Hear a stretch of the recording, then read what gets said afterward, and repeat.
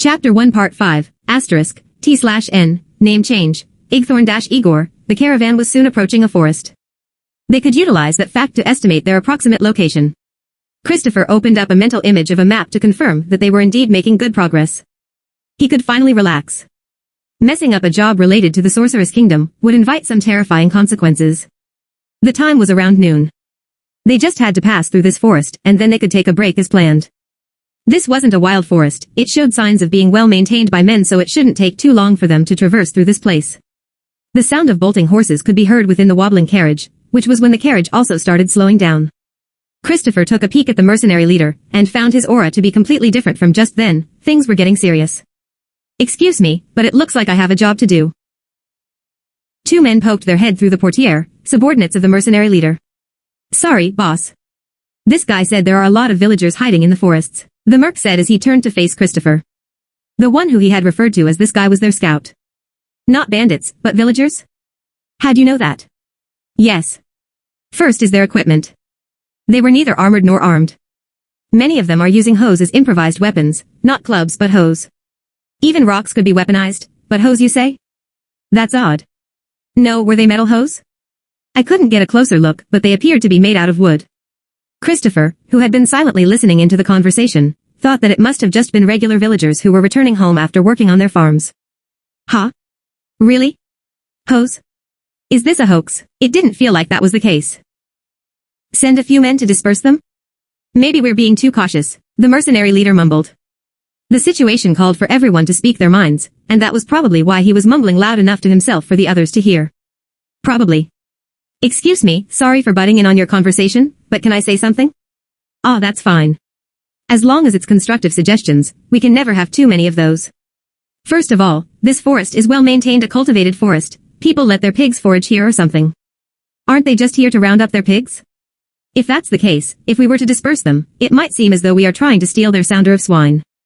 We're flying the Sorceress Kingdom's flag too. If a rumor was to circulate that the Sorceress Kingdom is stealing pigs, wouldn't it be bad if that country found out?" TSSS, the mercenary leader sucked in his lips. Up to this point they had had their safety guaranteed by the flag. They had the right of way through some of the cities along the way, and were treated with respect because of it, but now it seemed as though the grace of the Sorceress Kingdom had turned into shackles instead. To bring shame upon the Sorceress Kingdom would be to bring disaster upon themselves. That was why Christopher did not dare bring along any contraband for sale later on.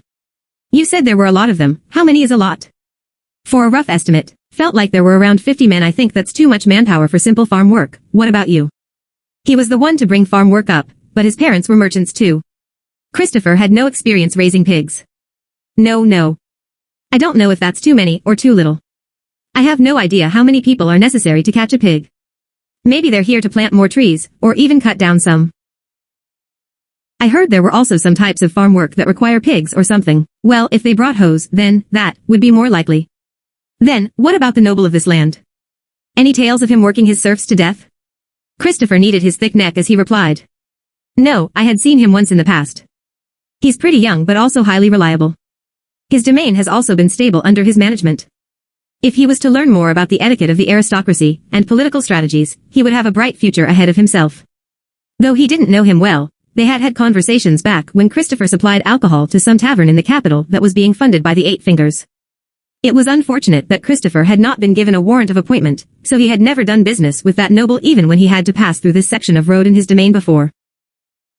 The lord here had potential worthy of Christopher's attention, and no way was he the type to mobilize villagers to attack caravans. From what Christopher could recall, there weren't many villagers in that man's domain who were hungry enough to attack a trade caravan, never mind 50 of them. There was a world of difference between him and the man introduced to Christopher by Hilma Signius. No, that man was simply unparalleled in his inferiority. Christopher couldn't help but suddenly tense up his forehead at the memory of being mistreated back there. Boss, even if they were to attack, there are only 50 unarmed and unarmored villagers. We should be able to defeat them easily. What are the chances that this is a bait, and there are more soldiers lying in wait for an ambush? The two mercs looked at each other upon hearing what their leader said. That's possible. Should we scout out our surroundings? If so, we'll need some time. Better safe than sorry, do it. Please don't take too long. If we deviate from the plans too much, I would have to march an army of wagons through the next time around to make up for the time we lost. Understood. Just take a look around and return as soon as possible. The scout gave a nod and ran out. After around 10 minutes, he returned to report that other than the 50, there did not seem to be more waiting in ambush. They arrived at the conclusion that they must be there for farm work, and continued on their way. Not even 5 minutes had passed before the carriage stopped again. "Patron, I do apologize, but can I trouble you to come out for a second? The villagers have blocked our path." If they had any malicious intentions we would have just rushed them to scare them off, but they seem to be indifferent, lethargic, or, they just don't look right. So I was hoping that you could come out and talk to them? Of course, your safety is our #1 concern, so we prepared this shield for you. To tell the truth, Christopher really wanted to decline the merc's request. He did not believe in his own abilities. After all, he had avoided any and all violent confrontations throughout his life. But this wasn't something he could ignore. If they were to be embroiled in a dispute over what happened today, it would cost Christopher his access to this road. In that case, it wouldn't just impact him, but possibly also his children, who will inherit his business. "Yeah, let's go." Christopher and the mercenary leader stepped off the carriage together and walked towards the front of the entourage. They were escorted by mercs carrying a large shield known as a tower shield, which could cover half of his body during the negotiations. Furthermore, they were also followed by halberdiers who were there as a deterrent and archers who hid in the forest. Of course, the mercenary leader was also there. He had warned Christopher to listen carefully to his commands should a situation arise. Between the two sides of the forest on the road ahead of them, sat a few chattering villagers. There was no mistaking it, they could only be villagers who were returning home after they had finished a day's worth of farm work. But if that was the case, why did they stop in the middle of the road to block them? Perhaps the mercenary leader had perceived Christopher's worries, as he started to mumble towards him in an attempt to initiate a conversation. "Hey, pretty baffling, right? If they're planning to jump us they should have split into two and hid in the forest or something. There are lots of ways to set up an ambush, but none of them would require you to show yourself in the middle of the road. No commander would be stupid enough to make such a mistake. Could it be that they're trying to scare us? Scare us?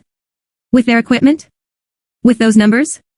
Wouldn't that be a serious insult to us if that were the case?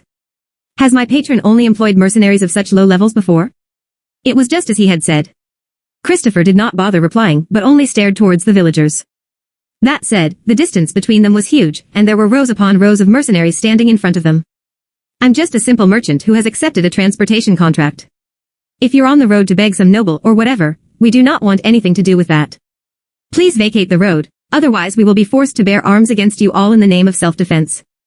A man appeared from the forest just as he had finished speaking to the villagers.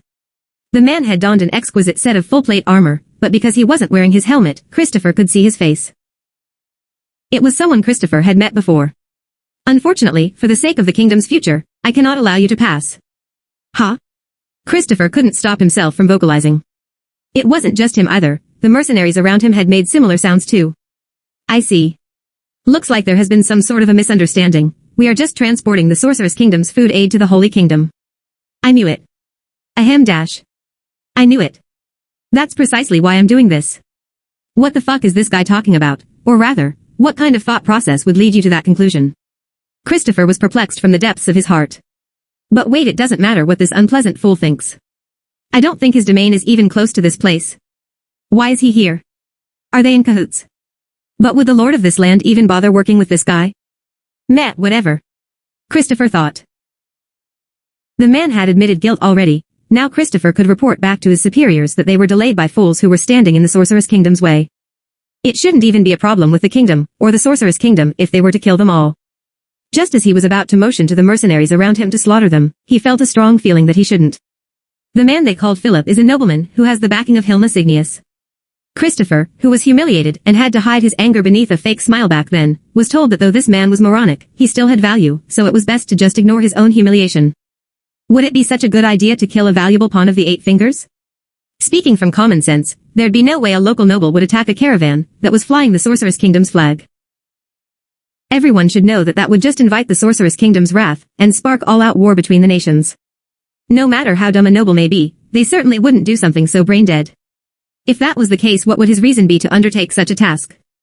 Plus, if he was trying to pretend to be a bandit, he would at least cover up his face. I can't understand his reasoning. No matter how stupid someone could be, they should at least know that they should be concealing their identity in this situation. Since he was wearing that set of full-plate armor, it should have come with a helmet that could cover his entire face. If that was the case, he wants us to see his face. He wants us to identify him as Philip? Why wow. Christopher was suddenly reminded of the existence of illusion magic. That's it. It's an illusion. Someone's trying to frame Philip so they faked his appearance. Maybe those villagers aren't villagers after all. He had managed to deduce it perfectly. Then so you're saying, you're robbing us specifically because we're carrying the Sorceress Kingdom's grain. Is that correct? Oi hoi. Patron, what's wrong? The mercenary leader, who had been standing beside him, asked with a perplexed expression. That was to be expected. He had expected an order to kill, so Christopher must have appeared to him like a madman. That's right. We'll be using these grains efficiently. The man, who was purportedly Philip, replied with pride. He's talking like a retard. The man pretending to be him must also be thinking why he'd have to say something so dumb. But, could this be a pre-prepared script? But why? Christopher's first thought was of the rival organizations the mercenary leader had mentioned in their previous conversation. His next thought was of the leaders of the Eight Fingers. If it was the former, they had to get away from this place immediately. The Eight Finger handed out the most ruthless punishments for those who had betrayed them, followed by those who had failed a job they had given to them. If the former was the case, then their opponents must have enough numbers to defeat Christopher's security detail. But even if they're just wearing disguises, or whatever, Christopher couldn't think of a reason why there would be shovel-wielding villagers. Now that he thought about it, the latter felt more natural. If that was the case, then they're dealing with something truly troublesome, something that's extremely troublesome. This could imply that the leaders of the Eight Fingers were not as united as previously thought, but were still attempting to sabotage each other. Or, was this the will of all of the leaders? Are we being thrown away? Are they trying to push the crime of killing Philip, a noble of the kingdom, onto me? His actual body might have already been dealt with. If that was the case, what would their next best move be? Hey, patron? What are we doing? Are you scared? You know that we can easily fight off someone like him, right? Though that noble-looking nut job has some pretty impressive armor, he doesn't seem to have the skills to match. The mercenary leader spoke in a hushed tone. This wasn't the time for that. He shouldn't be interrupting Christopher's thoughts. Hold on. Just wait for a minute. Their problem wasn't going away. If they were pushing the job to kill Philip onto him, why didn't they mention it before? Had they told Christopher in advance, he wouldn't have to worry as much. He would have just taken care of that man as if he was just a normal bandit. So was their plan to make it out to be that a Sorceress Kingdom's caravan had killed one of the kingdom's nobles, and bring the nations to the brink of war? This thought made Christopher uncontrollably tilt his head. As the situation stands, it was more like a merchant of the kingdom killing one of its nobles in self-defense. It would be hard to force a war on these conditions. Of course, Christopher, as someone who had had deep connections to the criminal underworld, knew full well that many people wouldn't think twice about doing something as long as they had a reason prepared. There were also people who would kill for the simplest slight, but it was hard to imagine a country being this impulsive. Then there's only one possibility left. The top brass had decided on this already, but the word never got to me, so it's just a misunderstanding. After all, there would be no way they thought that it was possible for them to kill us all right now, and not have news of it spread all over the place. Careless mistakes being made was a tale as old as time, so it wasn't as though that was an unreasonable assumption.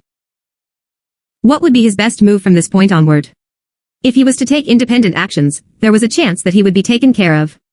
If he wanted to avoid that kind of situation, he should have an excuse for himself. At the very least he should act in a way that makes it possible to shift responsibility to someone else. Killing that Philip guy would be the worst option.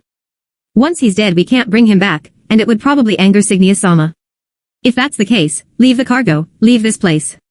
If we did that he wouldn't chase us, would he? Huh? Christopher tried his best to ignore the perplexed sounds coming out of the mercenary leader's mouth. Of course. I do not intend to harm the merchants of the kingdom. Even if it isn't directly, you're still harming me. Though those were his hate-filled thoughts, Christopher did not let it show on his face. Oi oi oi. Are you for real? Are you being serious right now? What's going on? What's happening? Are you under a spell? Or do you see an entire army I'm not seeing right now? This is an order from your patron. Prepare for a full retreat. The mercenary leader rolled his eyes and got quiet for a moment. Perhaps he was considering the possibility that Christopher was under a spell, his own opinions, and his future. After a while, with an expression that said he couldn't accept any of this, he said, I understand. The mercenaries covered for Christopher as they backed away. He was allowing the grain to be taken away, but he knew the exact quantity, and what exactly was in the cargo. If worse comes to worst, he could always repurchase the cargo, and send it to the Holy Kingdom. They wouldn't be so picky as to only want this exact caravan of grain, right? Though he would have to apologize to the maritime merchant, who was waiting on him, it was imperative for him to return to the capital to ask Signia-sama about this. Christopher knew from the depth of his heart, that there was no easy way out of this situation. Was it because the merchants knew which side was in the right? They backed off without even unsheathing their swords. There were numerous wagons as their spoils of war. He had taken a look inside. They were all filled with barrels and crates, each filled to the brim with grain. Though it was all the types of grain that was easy to store, and were by no means fresh, they should be safe for consumption. It was disappointing how it was just food. Philip wanted to take something as a trophy to commemorate his great achievement, but grain couldn't fulfill that purpose. If only there were sets of armor or swords in here, I could take one as a souvenir, so I really should have asked those men to leave their weapons behind, huh? Philip looked over the cargo wagons that were his prize. The horses had been taken away already, so they did not have a way to move them. Of course, Philip had ordered them to leave the horses, but someone who looked like he led the mercenary group had refused his order. He even shot an arrow to the tree next to Philip back then. Though Philip hated his guts, he had no other option but to back down. I have my full plate armor so I should be fine, but these soldiers aren't in the same boat as I am. Ah, how merciful am I to forfeit my own gains out of consideration for these people. Though, considering how everything had gone so well, not a single injury, and not a single drop of blood spilt, I wanted to keep that up till the end. Philip surveyed his spoils and his gaze fell upon the flag of the Sorceress Kingdom. Oh, I can keep this as a souvenir. The first to capture the Sorceress Kingdom's flag, the country that had defeated the kingdom's 200,000-strong army in battle, is me.